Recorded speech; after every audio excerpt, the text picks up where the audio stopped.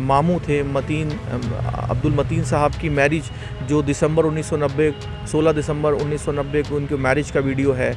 1994 जौहर day 10/12/1994 का video है। तो 16/12/1990 में अब्दुल्ला आज़म ख़ान अपनी वालदा की गोद में उन शादी में साफ़ नज़र आ रहे हैं। उस इलेक्ट्रॉनिक एविडेंस को, कैसेट को साबित किया है, कैमरामैन ने साबित किया है और जो गवाह हैं उसमें उन्होंने आके साबित किया है। एक्सपर्ट ने उसके सिलसिले में एविडेंस दी है कि कोई टैम्परिंग नहीं है। अब अगर वो 2.5 महीने में वहाँ मौजूद थे तो 1/1/93 जो उनकी डेट ऑफ बर्थ अलिज करते हैं वो गलत बात साबित होती है और ये इलेक्ट्रॉनिक एविडेंस से साबित होती है। अब्दुल्ला आजम खान के 2 जन्म प्रमाण पत्र मामले में आजम खान, तंजीम फातिमा और अब्दुल्ला आजम खान जेल पहुंच चुके हैं। रामपुर के एमपी एमएलए कोर्ट ने तीनों को इस मामले में 7 साल की सजा सुनाई, जिसके बाद तीनों को जेल भेज दिया गया। अब सवाल ये कि आखिर आगे क्या किया जाएगा? क्या जमानत मिलेगी?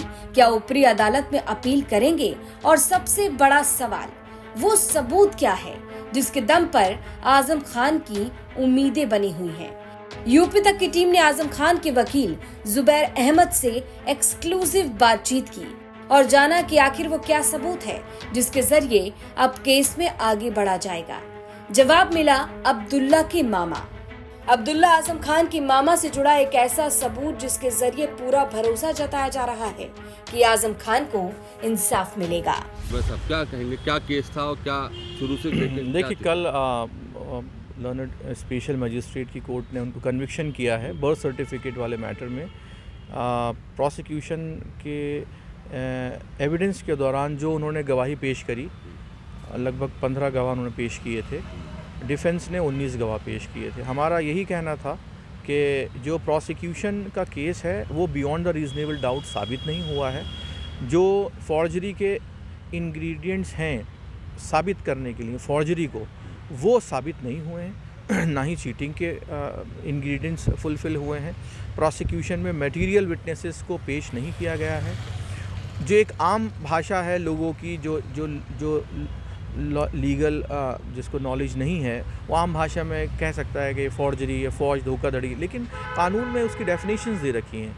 तो किसी भी केस में कन्विक्शन के लिए उस डेफिनेशन में फॉल करना बहुत ज़रूरी है। तो यहाँ इनके केस में, आज़म भाई के केस में हमारा यही कहना था कि जो ऑफेंस चीटिंग और फॉर्जरी का है उसके इंग्रेडिएंट्स फुलफ़िल नहीं होते हैं, लिहाजा प्रोसिक्यूशन केस अपना साबित नहीं कर पाया बियॉन्ड द रीज़नेबल डाउट। और इसके बरक्स जो डिफेंस की एविडेंस थी, 19 गवाह थे, सबसे इम्पॉर्टेंट वीडियो कैसेट्स थी, 2 टेप्स थे उनकी अब्दुल्ला आज़म ख़ान साहब की जो मामू थे अब्दुल मतीन साहब की मैरिज जो दिसंबर 1990 16 दिसंबर 1990 को उनके मैरिज का वीडियो है। 1994 जौहर डे 10/12/1994 का वीडियो है। तो 16/12/1990 में अब्दुल्ला आज़म ख़ान अपनी वालदा की गोद में उन शादी में साफ़ नज़र आ रहे हैं। उस इलेक्ट्रॉनिक एविडेंस को, कैसेट को साबित किया है, कैमरामैन ने साबित किया है और जो गवाह हैं उसमें उन्होंने आके साबित किया है। एक्सपर्ट ने उसके सिलसिले में एविडेंस दी है कि कोई टैम्परिंग नहीं है, जेन्युइन है। तो इस एविडेंस के बाद में प्रोसिक्यूशन का केस नहीं बल्कि इवन डिफेंस का case beyond the reasonable doubt साबित होता है। ये एविडेंस जो पिछले केसेस थे, जो इलेक्शन पिटीशन थी, उसके अंदर वो एविडेंस नहीं थी। ये फ्रेश एविडेंस थी और दोनों के पैमाने अलग हैं। इलेक्शन जो था वो सिविल के जो लॉ है और क्रिमिनल का लॉ अलग है।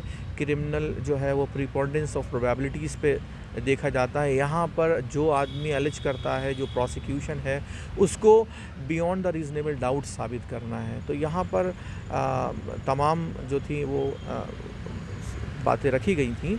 रिटन सबमिशंस फाइल किए गए थे और लेकिन कल उसमें कन्विक्शन हुआ है। उसमें हमारा अपना मानना है कि उसमें error of law, error of fact दोनों हैं और लिहाजा हम इसको जो उनकी कानून में जो उनको दिया गया है अधिकार कि वो उसका अपील फ़ाइल करने का, तो उसमें क्रिमिनल अपील हम लोग फाइल करेंगे। अच्छा जुबैर साहब, मैं एक जानकारी के लिए जानना चाह रहा था कि 2 बर्थ सर्टिफिकेट बने थे 90 और 93, तो ये क्या बात, कितनी बात ये सही है, 2 थे या नहीं थे?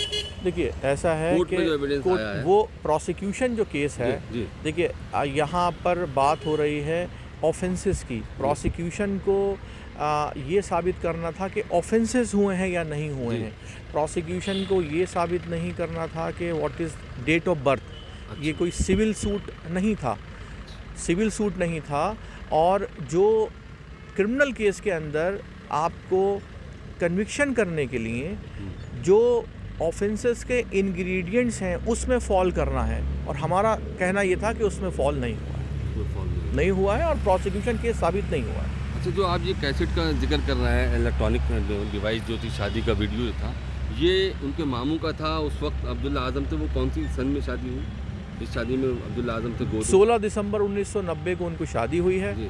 और 30/9/90 को उनकी पैदाइश हुई थी, तो लिहाजा 2.5 महीने की उनकी उस टाइम जो था मौजूद थे। तो अब अगर वो 2.5 महीने में वहाँ मौजूद थे तो 1/1/93 जो उनकी डेट ऑफ बर्थ अलिज करते हैं वो गलत बात साबित होती है, और ये इलेक्ट्रॉनिक एविडेंस से साबित होती है। देखिए, हिंदुस्तान है, हिंदुस्तान में जो लोग हैं, और आप बहुत सारे जगहों पर आप देखेंगे कि लोग नाम में गलतियाँ करते हैं, लोगों की 2-2 डेट ऑफ बर्थ एक आम बात है, और स्कूल में डेट ऑफ बर्थ अपनी घटा के लिखा देना, बढ़ा के लिखा देना। अगर आज की डेट से अगर आप 25 या 30 साल पहले जाएं तो ये आम तौर से लोग जो था वो स्कूल में इसी तरह से एडमिशन हो जाते थे।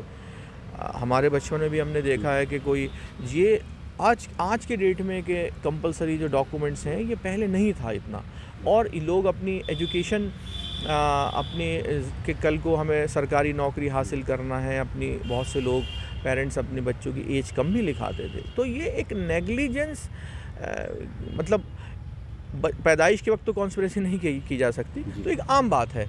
हमारा ये भी कहना था कि इसमें जो इवन प्रोसिक्यूशन एविडेंस से ही जो वादी हैं, वादी ने ये बात एडमिट की है, और ये बात आई है रिकॉर्ड पर कि उनके 3 नाम थे। पहले उनका नाम हनी सक्सेना था, फिर उनका नाम आकाश कुमार हो गया हाई स्कूल में, आकाश कुमार, फिर उनका बाद में उनका आकाश कुमार सक्सेना हो गया। ठीक है, तो मेरा ये कहना है कि वादी की एविडेंस है कि ये एक आम बात है इस तरह का नाम में तब्दीली हो जाना या वो, लेकिन उसको एक क्रिमिनल रंग जो है वो दिया गया है, हमारा ये कहना है। और हमें उम्मीद है कि हमें जब हम ऊपर अपील में जाएंगे, और हमें न्यायालय पे पूरा विश्वास है कि हमें इंसाफ मिलेगा। तैयारी पूरी है, कर रहे हैं आप? जो लीगल रेमेडी है पूरी अवेल करेंगे जी। तो लग रहा है इंसाफ मिलेगा? जी, हमें, आपको भी मेरे ख्याल से, हम न्याय पे तो सबको भरोसा है, हमें भी भरोसा है, आपको भी भरोसा है, और हमें उम्मीद है कि ऊपर इंसाफ मिलेगा हमें। शुक्रिया आपके यूट्यूब तक से बात करने के लिए। तो ये आज़म खान के वकील थे ज़ुबैर अहमद खान, जिनसे हमने बात की, रामपुर से आमिर खान, यूपी तक।